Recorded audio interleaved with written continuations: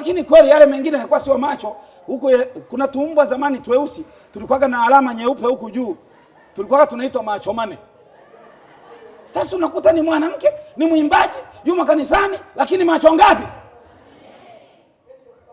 Yaani ina maana natangaza kwamba ninayo ya kiroho na ya duniani nayo. Yaani naweza nikakuona kiroho lakini nikakuona kinamna. Huyo siketi majanga, safisha tabia yako. Kwani ni wanawake tu, sasa wanaume na mwenyewe. Suruali kwa vijana vingine, suruali ya kijana leo ni majanga, imepanwa kabisa kama mnyeke. Hebu sema kama mnyeke. Yaani imemnyekeleza, yaani inamnyekeleza. Halafu jamaa ndiye anakuja kutiuni hapa kuimba furaha gani na ushiriki.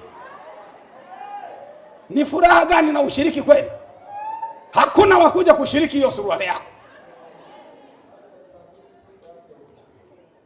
Safisha! Safisha! Safisha!